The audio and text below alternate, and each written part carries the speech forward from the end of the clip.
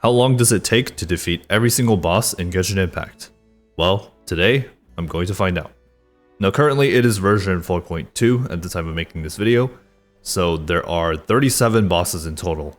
28 normal bosses, the ones that cost 40 resin, and 9 weekly bosses, the ones that cost 60 resin. So I'll be starting in order from Mondstadt and end in Fontaine. So once I start with the animal hypostasis here, I'll pop the timer, and we'll get started. Now my guess is it's going to take probably under an hour. I don't really think it's going to take that long, especially considering how much my characters are invested into. Alright, so beginning the timer now. So first we have the animal hypostasis, one of the first bosses in the game. Very easy if you know what to do. Once you get used to this boss, you probably shouldn't ever lose to it. Moving on, let's go to the Cryo Regisvine. Now for the Mondstadt bosses, I don't think it's necessary to really switch teams. I don't really think it matters. These bosses are really easy because this is the first region in the game, so yeah, the bosses are not very difficult to kill. Next is the Electro Hypostasis. Can someone tell me if this boss is still in the new Ascension quests? Because I know they changed it. Anyway, that's the Electro Hypostasis down. Moving on. The last normal boss in Mondstadt is the Cryo Cube. Not a boss you really fight that often because, well, no characters use this material. Definitely one of the more annoying bosses if you don't know how to deal with it, but just like the other Mondstadt bosses, once you get the hang of it, it's not that bad. So that's all the normal bosses in Mondstadt. Let's move on to the 2 weekly bosses. The first one is Storm Terror. Usually you unlock Andreas first, but I'm just gonna do Storm Terror because I'm too lazy to walk to Andreas at the moment. There's multiple ways to deal with Storm Terror very quickly. I think one of the easiest ones is just using Ganyu. If you have Ganyu, you know exactly what I'm talking about. So anyway, now it's time to move on to Andreas. Interestingly, he's still the only boss that doesn't have a domain and is also a weekly boss. So yeah, I don't know if they're ever going to change that. Probably not. So anyway, I switched parties because he's immune to Cryo and Anemo. And yeah, you don't want to use an element that he's immune to. Losing to this boss is actually quite hard to do. Well, I suppose if you're new to this game and you lose to him, then it's understandable. But if you've been playing Genshin for a while, you know this boss is basically very easy to kill. And yeah, doesn't really pose much of a challenge. Anyway, that was the last boss in Mondstadt, so let's move on to Liyue now. Alright, so the first boss is the Geo Hypostasis, which is kind of annoying to walk over to, but whatever. And also one useful tip is Ayaka and Mona can actually get to the Geo Hypostasis pretty easily, because you can just alt sprint your way there. And especially with Ayaka, you can just ice bridge for a little bit of stamina if you need it. This game is totally pay to win. So the Geo Hypostasis is also a 1.0 boss, very similar to the other Mondstadt ones. If you don't have the proper setup for it, then it can definitely just be a headache to deal with. Basically all you have to do is break a pillar and then it'll expose itself and then you beat it up. Then at the end you just beat it up, destroy its 3 pillars and you're done. Next is the Pyro Regisvine, which for some reason the Regisvines in this game really like to be the punching bags. Not really sure why these bosses are so weak, but whatever.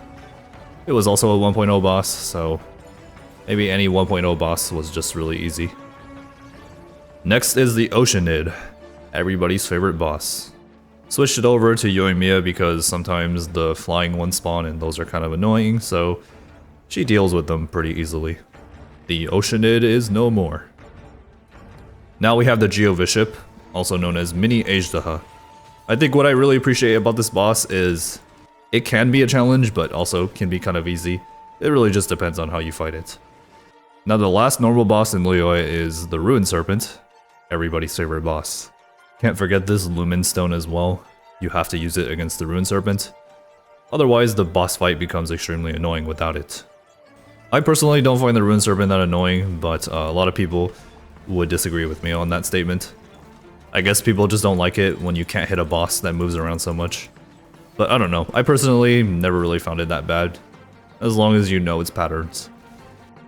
Alright, so now it's the 2 weekly bosses in Liyue. The first one is Child, and the other one is Ajdaha.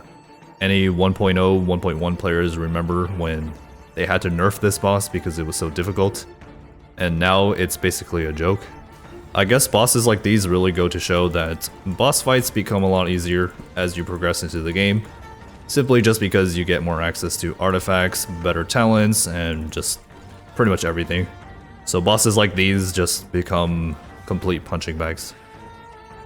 Alright, so now the last boss in Liyue is Ajdaha. Just in case you're not aware, he switches between elements. It looks like he's Cryo and Pyro, so I'll just use Dendro to deal with him. He's one of those bosses where you can't one-shot him because he has a mechanic that protects him from it. So he has stages where he throws a temper tantrum and you just have to wait. Also, I'm not playing with any music on, so it feels very weird to fight this boss without any music. Anyway, that's every single boss in Liyue, so yeah, let's move on to Inazuma. Starting off with Magu Kenki. I'm gonna be honest, I still don't know how to dodge this guy's damage. I kinda just tank it because I'm too lazy to learn. Yeah, anyway, moving on. Next we have the Perpetual Mechanical Array. I would say this is a pretty fair boss to fight. Not too easy, not too difficult. One of the nicer bosses to fight. Just like Ajdaha though, it has a mechanic where it cannot be one-shot. You have to deal with its other parts first. Next is the Pyrohypostasis. I switched to Ayaka here just so I can deal with it a little bit easier. Yeah, that's what Ayaka can do if you invest into her. Or you can just get C6. Next we have the Hydrohypostasis. Definitely one of the cooler hypostases because it has pretty cool mechanics. The other ones are kind of just punching bags, but this one is a punching bag with a little bit more excitement to it. If you want to easily deal with this boss, just bring Cryo. You can also bring Pyro if you want, but I think Cryo just makes it easier because of this final phase here. Not really that difficult of a boss if you know what to do. Next we have the Thunder Manifestation, which, by the way, Yoimiya only exists to counter this boss. That's the whole point of her existence. When this thing was in the Spiral Abyss, a lot of people lamented, but not Yoimiya mains. Yoimiya mains were very happy. Now moving on, we have the Golden Wolf Lord, which looks like the final boss in Inazuma, but actually there's one more. It's hidden in Enkanomiya. Now I had to remember for a moment that Enkanomiya is part of Inazuma, and these double lizard bosses actually exist, so can't forget about these two. Anyway, these two, you just beat up one of them and then the other one goes angry and then you beat that one up too. Okay, so that's every single normal boss in Inazuma. Let's go beat up Senora and Raiden Shogun. Let's beat up Senora first. I decided to use Dendro just because it can deal with both of the elements pretty easily. So is Senora even going to be playable at this point? Probably not, right? I mean, she was roasted by a character that can't even cook. So I don't think there's hope for her anymore. Anyway, yeah, that's Dendro for you. You could deal with her before she does her crazy tornado thing. Let's move on to beating up Raiden Shogun now. Now it's a little bit RNG with this team, whether you can defeat Raiden before she enters her Electro form. So yeah, we'll just have to rely on a little bit of RNG here. Also, for those of you wondering, if you want to know which one's the real one, the one that shoots an X pattern with the lasers there is the real one. Just in case you didn't know that. It's an easy way to get the achievement as well. The one that you guess which one is correct. So Inazuma is complete now. Let's move on to Sumeru. Starting off in Sumeru, we have the giant chicken. That thing is really resistant to Dendro, but I don't really think it matters. Next we have the Electro Regisvine, also known as the boss material that Doria uses, the most important character in Genshin Impact. Anyway, this boss is basically the same thing as the other Regisvines. You just beat it up when it's not moving and you're good to go. Especially when you have Ayaka. Up next is the Aeon Blight Drake, which looks pretty silly when it's lying down. Never really noticed that. But anyway, when you use Dendro on this thing, yeah, it doesn't really stand a chance. Next we have the Matrix boss over here, which I always forget the name of. Looking at the wiki here, it's called Algorithm of Semi-Intransient Matrix of Overseer Network. Yeah, Hoyoverse has to realize that Genshin players don't know how to read, so they could have just called this thing Silly Pyramid Thing, and people would have understood it. Also, when you fight this thing, it's recommended to bring Electro, because if you don't, it's gonna go invisible and make it hard to kill. But if you bring Electro, it becomes a lot easier. It was, I think, more annoying in the Spiral Abyss, but still a pretty easy boss, as long as you had the proper team for it. Next is a Dendro Cube, which requires Dendro to deal with, even though it's immune to Dendro. Peak design here, Hoyoverse. I probably should have used a different team, but it's okay. Yaimiko can deal with it. Yeah, to this day, I'm still not sure why you need Dendro to deal with this thing, even though it's immune to Dendro. Seems kind of counterintuitive, but Hoyoverse, you never know what they're gonna do next. Also, just in case you aren't aware, you can hit the middle of it when it's charging up like this with Dendro to speed up the process. Now, the second to last normal boss in Sumeru is the Wee Nut. Now, it's kind of mixed on which boss is more annoying, the Wee Nut or the Ruined Serpent. Well, this boss definitely isn't that problematic in the overworld, but in the Spiral Abyss, it's a massive headache. Anyway, the last normal boss in Sumeru is this silly little guy over here in the Sumeru Desert. Now, if you don't have the proper elements to deal with this guy, if you want to avoid that damage from his big burst, you could just use an elemental burst of your own to dodge the damage. That's usually what I do if I don't swap to the correct team. If you're having trouble fighting bosses in Genshin and you want to avoid the damage, you can always just use an elemental burst, because your character will be invulnerable during that time. So any big damage from monsters, you can just completely avoid it. But this specific guy is knocked down for longer if you deal with his shields at first. So yeah, it's recommended to do that. But I'm just way too lazy to do that right now. Anyway, it's time for the weekly bosses in Sumeru. Let's go beat up Scaramouche first. Now, I personally have never found this boss to be difficult. It's really just a waiting game. Phase 2 of Scaramouche, not really that exciting, you're just basically waiting for an opportunity to hit him. Kind of a silly boss, but whatever. And the final boss in Sumeru is the Apep Guardian here.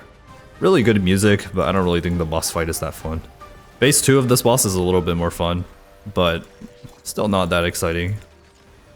But anyway, that's all the bosses in Sumeru. So last but not least, we have Fontaine. Let's go. I'm gonna count this boss as 1 just because it's easier that way. Next we have this big fire one. Definitely had to switch parties there. Using Yoimiya here, probably a very bad idea. That was the second time I fought that boss, so I'm not entirely sure what it does, but it doesn't seem that difficult. And up next we have this Electro one that I don't know the name of, but it should be pretty easy. Yeah, not much of a challenge. Next is this boss here. Pretty easy to deal with if you know how to avoid its damage. But seeing as I'm terrible at dodging, I probably will still get hit by it anyway. But that's not really a problem when you have Ayaka. Alright, and now the last final boss in Fontaine is the new Hydral Tulpa. Now I don't know if it's just me, but this boss feels a little bit more difficult than some of the weekly bosses. Kind of showing you how the game gets a little harder as you get to the other regions. Alright, so that's all the normal bosses in Fontaine. So now the final boss is the one that was just introduced recently in 4.2, which is the whale boss. So once I defeat that, I'll be done. So far, I'm not exactly sure what to think of this boss. It kind of just feels like a, hey, just wait for it to tumble over and then beat it up. Very similar to Scaramouche, which, yeah, it's not very fun, but it does look pretty cool. Also, this domain looks strangely familiar to Mona's 2.8 Golden Apple Archipelago domain, just recolored a little bit. So yeah, we're back. Now we're gonna beat up the whale while it's kicked down. Not a very fun boss. So anyway, pause the timer. Looks like 1 hour and 8 minutes, so 68 minutes to go through every single boss as of version 4.2. So yeah, 1 hour and 8 minutes. I thought it was going to take less time than that, but it turns out that some monsters are pretty good at stalling, so it is what it is. Anyway, hope you enjoyed. I will see you guys later.